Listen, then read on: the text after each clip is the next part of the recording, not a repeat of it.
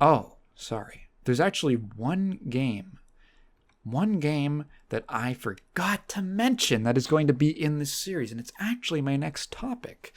There's one game here that I think everyone is really excited for, and that's Concord. Concord is going to be getting a secret level episode. Everyone loves the world and characters of Concord. You know, characters like Man and Green Man and Lady and a robot. So when I say the word Concord, there's probably a couple responses that come out. The first one is, what is that? The second is that out yet? And the answer is yes. It came out, I don't know, a little while ago. I think like a month ago. I'm actually not sure. They pulled off the first time I heard, the only reason I realized that it was out was because I saw an article about how they had held a free weekend. Oh yeah, by the way, the game is $40.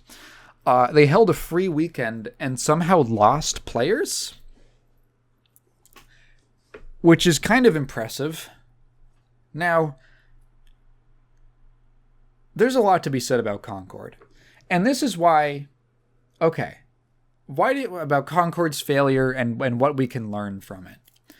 And something has been burning on my mind. I think this is a good chance to talk about it. I vaguely mentioned this earlier, but you know, like capital G gamers, right? And they're like, Concord failed because it has pronouns in bio. All the characters, they have like pronouns and stuff, and they're like fat and brown and shit. And I'm going to tell you right now about the word, I'm going to talk to you about the word woke. I just want to like, I was thinking about this a lot. I slightly scoff. I fully scoff at people who use the word woke, because it is a cliche. I would use the phrase thought terminating cliche. I would advise you not to use the word woke or to think in those terms, because it's kind of a disservice to your own intelligence. Because let's look at this. You can look at Concord and be like, Concord failed because it was trying to appeal to brown people and the queer peoples and that shit, right? And you can just leave it at that and be like, haha, these stupid wokies trying to go woke, go broke. And doing that kind of ignores like the actual reasons that Concord failed. And those reasons are so much more interesting and ask so much more of you to think about and are actually like useful to learn and also real.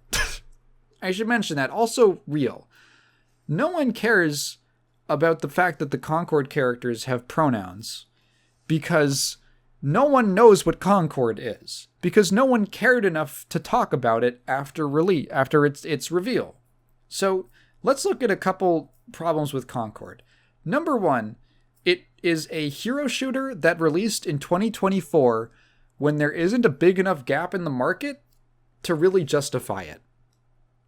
So a little interesting factoid came out. The game has been in development for 8 years. Now, I feel kind of bad for people who are working on this. If something takes more than 5 years to develop, it usually means that something went wrong. Here's another thing. What else came out 8 years ago? Oh yeah, Overwatch. So Overwatch came out, and someone thought, we should make one of those. And they spent 8 years making it. Now, again, I don't think 8 years is a normal dev cycle. Let's say 5 is the longest that a normal dev cycle should take without any huge disasters. Why would it take 5 years or 5+ years? And then you look at the graphics and it's like everyone is massively mocapped. It's got this insane state-of-the-art realism technology on it and this realistic art style. The game is it's trying to be a realism graphics powerhouse. What Why can't I remember his name at the moment? I should be able to. Why can't I remember his name? Follow him on Twitter. He's been on podcasts that I listen to. Why can't I fucking... Gene Park. Oh my god, yeah, Gene Park. Gene Park has dubbed it Sony Realism. Sony Realism is just, it's that look. It's that God of War, Last of Us, Horizon, hyper-real look that really appeals to the mainstream, right? They applied that to this game, and guess what? I imagine it took a lot of fucking time. There was an interesting conversation swirling around this game related to why games take so long to make now, and one of the reasons is because asset production takes a long fucking time. In the 90s, sure, the technology was much weaker, but how many polygons are in a character, right? Even if you have like a weak-ass 90s computer compared to the modern day, your characters in general, like in order to create them, in order to create the textures and all that, it's just such a smaller scope. Making something cutting edge at that time required way less people, way less man hours. Now it's like, oh my god, I can't even imagine how many people work on a single one of these characters, from the modeling, that must just take forever. The modeling, the mocap, the texture work, all the polish on them, the animations, oh my god, like just everything is just this huge commitment. And if you have some sort of catastrophic thing where you have to completely restart, like, you know what I bet happened? I bet there was an engine switch. Because I don't know if 8 years ago you could have gotten something that looked exactly like this. I think there was an engine switch. I don't know what engine it's running on.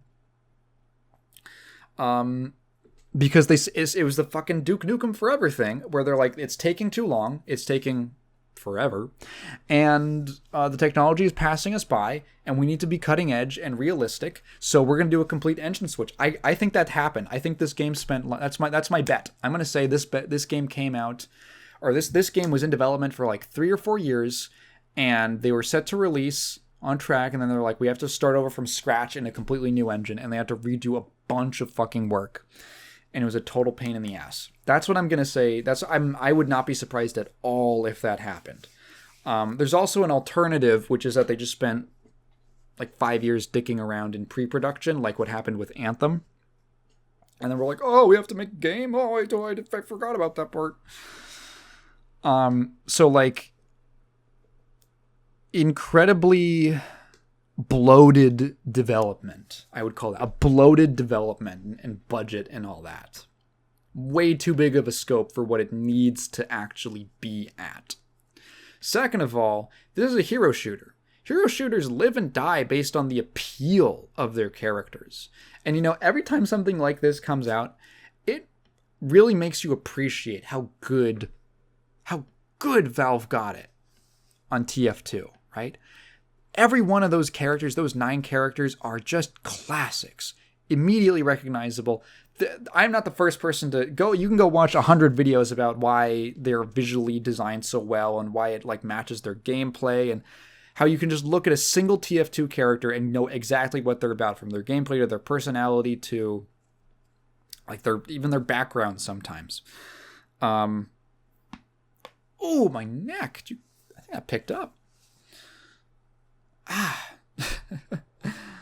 The characters in Concord look bad. They look bad. And is it because some of them are fat? Is it because some of them are black? No, not necessarily. There are fat characters and black characters and other things. That hasn't been a problem. Is it because they have pronouns? Who gives a fuck? Normal people genuinely do not care. They don't care. It's because the characters... The thing I saw constantly from different people, the thing I've said, it's such a common reaction that there has to be some sort of like mass consciousness going on here. It looks like someone hit random in a character creator. And yeah, no, it does. There's certain characters who like who remind me so much of, again, like AI art. The lady in the big suit of armor, the weird green armor. Some people bash on the color choice. I kind of like the color choice. I like that color. But the whole look of the armor looks like when an AI image generator like steals from Mobius or something. You know, the French artist Mobius. Like when they steal from that kind of a style, and it just kind of ends up looking like, I don't know, blank, passionless, uninspired. None of the characters dress in a way that is appealing or in a way that is stylish by anyone's definition. I understand that this is supposed to be a sci-fi thing, but the characters at least have to be understandable aesthetically from like a regular, like a contemporary modern day perspective. You can't just throw a bunch of random clothes on a character with completely random colors. You know, I saw some people switching some of the colors around online, and yeah, genuinely just changing some colors makes them look way better. You think about, like, clothes are an expression of who a character is. What do they choose to put on in the morning? What clothes have they bought for themselves? You know, it doesn't mean that everyone has to be a fashionista. You know, the fact that someone dresses in maybe a very utilitarian or a very understated, simple style still says something about them, right? And the characters in Concord, you get absolutely zero personality from the way that they dress. It's just kind of like a mishmash. A lot of people call it like background characters from Guardians of the Galaxy is another thing. And this is really not helped by the game's total lack of an art style. You can call it realism. There is a difference between realism and realistic. Realism is an art style. Realistic is an attempted simulation. Realism has rules and goals, and it's why something like Metal Gear Solid can still look good. Because it's like, it's just going for something that is supposed to look realistic, but it's not trying to be a perfect simulation. It's using artistic tools to draw out the real parts of something. So why Snake's eyes are shadows, because there's actually a funny post about this the other day about an early version of Snake who had like fully drawn in eyes, and Kojima was like, no, it looks like shit, it looks bad, make his eyes shadows because it looks better. It's not realistic, but it makes him feel more real, and you don't even notice it when you look at the character, right? People say of Concord that it has no art style, and I guess it sort of does have an art style, but the art style is it's investing so heavily in the realistic simulation of real life that nothing grabs it. Something that lives and dies based off of its characters. No matter how kooky and weird these aliens look, ultimately they're gonna be less interesting than if there was just any sort of exaggeration going on to draw out what's interesting about them. The game is almost like not worrying about trying to make anything interesting. There's like a notable lack of enthusiasm in Concord. Like, it's almost not excited to exist. That's how I would describe it. Unenthused. And I've heard the gameplay is pretty good. And I believe it, you know. I don't think the people who say that are lying. I've heard some people say it's really good. And that's, you know, people who work on gameplay, people who work on visuals, they don't, you know, these are usually not the same teams, although they do collaborate, I know, on probably a lot. So I can believe that there's a dissonance there. You know, like, there's the meme that has been often gets interpreted in bad faith, which is I want games with worse graphics. I want shorter games with worse graphics made by people who are paid more to work less or something. And when I say that, people aren't saying like I want the game to look like shit. They're saying like the sentiment is, the intent of that post, of that original image, is that, or quote, I don't know where the exact original is from, is like, dude, it's okay to not be able to see every single pore on the character's face. I'm okay with not seeing that. We would probably both be better off because you'd spend less money and spend less time doing all that. Right? A pretty interesting failure that I think there's a lot of lessons to be learned from it, and I would love to hear the behind the scenes of Concord, which I imagine will be coming out in the months and years to come, much like how this is just the latest Anthem, I guess. Anthem is also a game that no one remembers, aka the Bob Dylan of video games.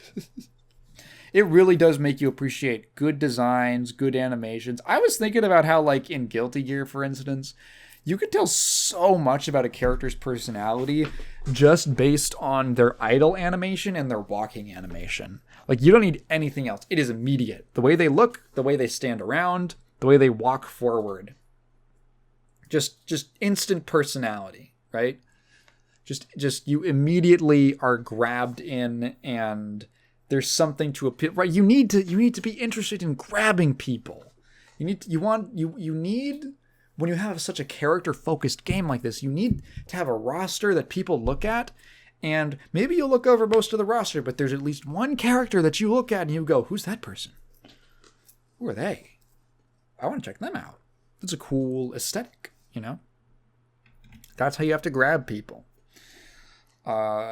And something about, I would be so interested to hear the behind the scenes of how the art direction went on this game, right? And all of this whole conversation we just had, that I just had talking at you, is way more interesting, and I feel like just way more valuable than if you just said, yeah, it's because it was woke, right? Saying stuff like that it's a disservice to your intelligence. A thought-terminating cliche when you're making yourself a lot easier to fool, you know? That's all I'm going to say about that.